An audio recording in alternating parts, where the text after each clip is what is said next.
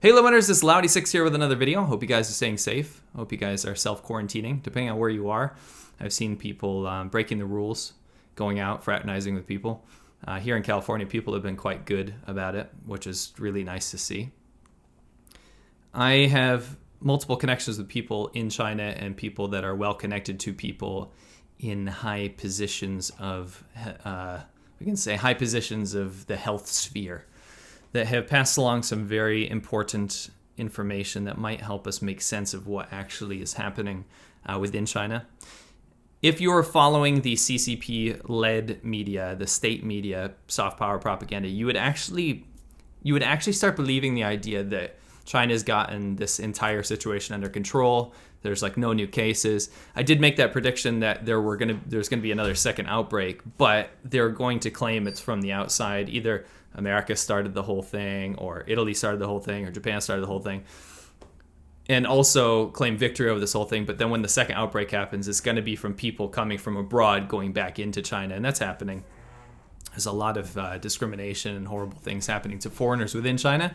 My recommendation to everyone there is, if you have plans or the means to maybe leave or find employment outside of China, it's probably a good idea at this point. Now, the really damning and important thing I really want to bring up now is a lot of people are talking about this, and actually I discovered this ages ago, the massive drop in cell phone subscriptions. Now, as you know, any company that operates within China, they have to have a party member on board if they have over 50 employees. Sorry.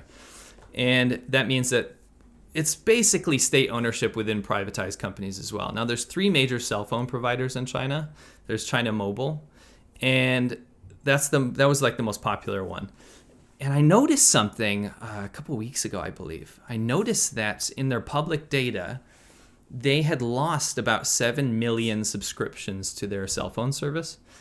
And my brain was like trying to make sense of this, because I went through historical data. I went back from 2020, 19, 18, 17, 16. I think 2016 was like the earliest public data I could find. And there was never one instance of them losing subscriptions over gaining subscriptions. And this happened abruptly. 7 million cell phone subscriptions wiped out.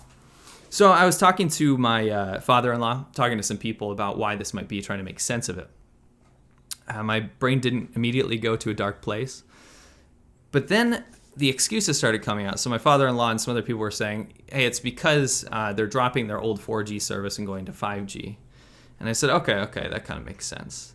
Then I looked into it, and actually the public data includes their 5G subscriptions, because China Mobile does have 5G. Then the excuses changed. And then he started saying things like, and the other people started saying things like, well, it's just because there's a more competitive package from the other companies like China Unicom. And so I said, okay. So I started looking their data as well, and they were losing millions of subscriptions immediately and abruptly at the same time.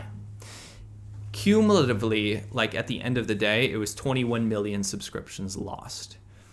And that's a bit weird if you think about it. It was exactly around the same time that everyone was, getting welded into their houses. All this kind of huge crackdown that the Chinese government was doing on its own people, and all that, when the speculation of the crematoriums and all that kind of stuff came out. So it's not me insinuating that 21 million people died, but at the same time, it is absolutely bizarre that there's no real logical excuse or statement from any of these companies as to why this happened. And the fact that they let their data go public is just one of those kind of chabadoa, like, oops, we forgot about this. I feel like it's going to be almost impossible to find out why this happened. But the reason I brought this up was not that I think that this is necessarily true. I do think that the numbers in China, of course, are potentially 10 to 100 times higher than they were, just because of misreporting and the way that they've tried to cover this entire situation up. But the reason I brought this up was because the lack of transparency and the fact that Chinese government hasn't been honest with the entire world about actually what happened and could have prevented this entire thing. But due to face and the structure, top-down authoritarian dictatorship that is the Chinese government, due to the way that they covered it, it makes people go out there and look for crazy theories.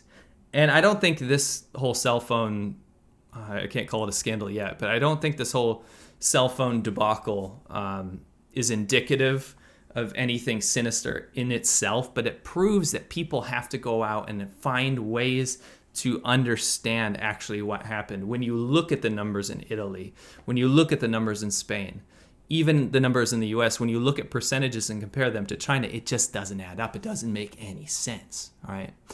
And it's taking people like me and Winston and all these other people to actually talk to people and figure out what's going on. So I found some other interesting stuff. Somebody who wished to be anonymous sent me this. I did some digging. They sent me this article about the fact that the coronaviruses could be tied back to bats, and they were studying this, right? So I did some digging myself, and I actually went to the website of the Wuhan Institute of Virology. So this is like a university slash, I'm going to say a virus lab that studies transmissible viruses. And I found this job opening. I'm going to post it here in Chinese first, but I've translated it over here as well. Look at the date here. It says 11/18/2019. So this is November 18th. So this is about a month before we really knew anything. It says it is recruiting 1 to 2 postdoctoral fellows. And they're going to research the unique mechanism of bats' innate immunity. So the job requirements, you got to have a PhD, you got to have all these English communication skills. They're trying to recruit people from abroad. And remember, this is in the virus lab that's very close to the initial breakout. They have the salary here, which is actually pretty good for China. The most important thing is down here at the bottom. It says the PI introduction. Peng Zhou, PhD researcher, Wuhan Institute of Virology, Chinese Academy of Sciences, and leader of bat virus infection immunization. He received his PhD in the Wuhan Virus Research Institute in 2010. And he has worked on bat virus and immunology in Australia and Singapore. In 2009, he took the lead in starting the research on the immune mechanism of bat long-term carrying transmitting viruses in the world. So far, he's published more than 30 SCI articles, including the first corresponding authors Nature, Cell, Host, Microbe, and PNAS. At present, research on bat virus and immunology is continuing, and it's received support from the National Excellence Youth Fund and the pilot project of the Chinese Academy of Sciences, and the major project of the Ministry of Science and Technology. Now, the main research direction of this research group, so the foreigners that they're trying to hire, these scientists with PhDs. Again, remember this is in November 19th, 2019. Taking bats as a research object, I will answer the molecular mechanism that can coexist with Ebola and SARS-associated coronavirus for a long time without disease, and its relationship with flight and longevity. Virology, immunology, cell biology, and multiple omics are used to compare the differences between humans and other mammals.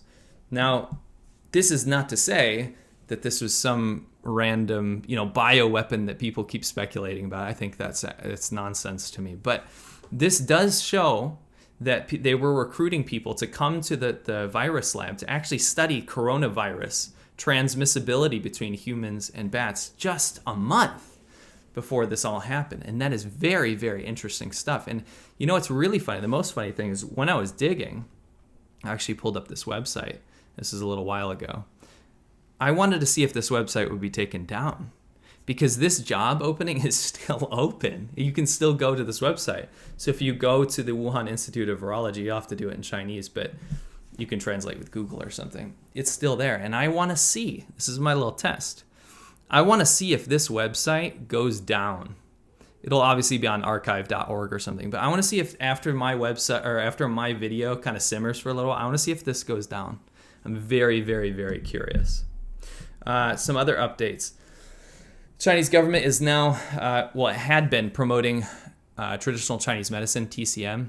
So you're talking about things like herbs and elixirs and mystical stuff that hasn't been proven by science to cure or treat coronavirus. And I found that appalling in the beginning. And there was a little bit of pushback to the point where a lot of people on Weibo were saying, listen, can we just use science to deal with this? People are dying. So it stopped for a while. Now, there is a whole full ban on the sale of wild animals in China, which is, what most people believe to be the source of the coronavirus. So you'd think that because of this, banning pangolin scales and rhino horns and all this kind of stuff, wide-scale ban, which I don't believe will be enacted fully anyway in China, you'd think that they would stop promoting these mystical methods that use rare animal parts. But nope. Chinese government is now approving and recommending that people get injections of bear bile. And I'm not even joking. They are promoting that right now. It is the Shanghai Kaibao Pharmaceutical Company. We know the horrific practice of bear bile removal from bears. They're kept in cages and they like suck the bile out basically. Widely hated across the world, but they're actually promoting a medicine that uses, at least in part, one ingredient, bear bile. Pretty horrific stuff. Cannot believe that they're actually doing that. I think that it might be a stimulus for a lot of these pharmaceutical companies, for TCM, that have not seen a lot of business these days.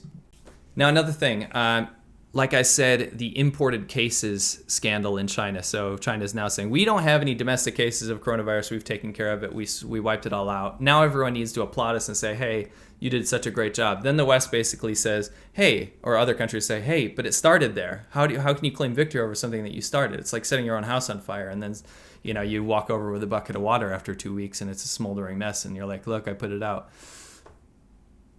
I predicted that this imported cases thing was going to be a way for the Chinese government to point it elsewhere. But not only did they point it elsewhere, they also said that it probably didn't even come from China. That is a state-endorsed message at this point.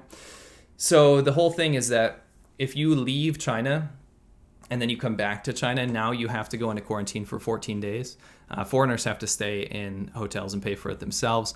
Chinese people have other options, but it's so crowded to the point where people are just paying to stay in a hotel. Some of them really poor conditions, some of them kind of swanky and nice. But you get food delivered to your door and whatnot. Either way, to avoid any debacle or any forced quarantine, or in order to even board a flight that is going into China, China requires you to have a piece of paper that goes in your medical folder that says you have been tested and you are clean, and you do not have coronavirus, right? Now, there's a huge business right now in Taobao, which is Chinese eBay, which is selling COVID-free health certificates to help people board those international flights right now. So for 3 RMB, you can buy this folder. It looks like a government official folder that you'd get when you get immunizations and stuff in China. And then inside is your report. I believe it costs a little more to have like a custom report, but basically saying that you do not have the coronavirus. Now, why would people be buying this if they didn't have it or if they hadn't been tested? The fact that there's a market for that is a little alarming. I'm not surprised. Taobao is full of this kind of stuff. You can buy fake degrees on there. You can buy fake medical certification if you want to have a pharmacist license. You can buy driver's licenses. You can buy pieces of guns. You can buy books, but inside it's hollowed out and there's drugs inside. It's the wild west of, I should say the wild east of commerce on the internet. So I wasn't surprised to see this, but the effects that this could potentially have is pretty amazing. Vivi, my wife, turned me onto something very interesting as well. So there's been this she's been following her friends in China, kind of where their mental gymnastics is leading them to based on state propaganda. So first, the virus started in the US. It was a bioweapon against China. That's kind of simmered down now. And now, I would say more recently, people are saying it started in Italy because look at all their cases, patient zeros there, all this kind of stuff. But funnily enough, it actually moved on to a minor ally of China. And a lot of her friends are now claiming that it might have started in Russia, of all places, which I find alarming because Chinese people tend to look at Russia as this marginalized ally that they have, always getting targeted by Western countries and bullied and all this kind of stuff. The funny thing is that when China was kind of playing down the numbers and hiding everything, it made people feel like China was a safe place to be. So now Chinese people in China that are listening to kind of crazy conspiracy theories, or even like some different outlets of state media, are now saying that there are millions of cases in Russia. People are dying everywhere. It's a huge pandemic, but they're reporting that there's not that many and it's not a big deal. And actually, I dug this up on WeChat. I saw this posted probably like 6 times. I'm not even joking. People are posting this and saying, look at how bad Russia is, look how scary it is. Russia unleashed more than 500 lions onto its street to ensure that people are staying indoors during this pandemic outbreak. And I thought it was a joke, you know, but people are posting this with their WeChat thing saying like, look at how bad this is. Oh my God, this is scary. I don't know if you notice in this photo, this headline, it says breakyourownnews.com. It's where you can type in any headline you want. And this picture's from like ages ago. It's another one that says, this one pointed at Canada actually.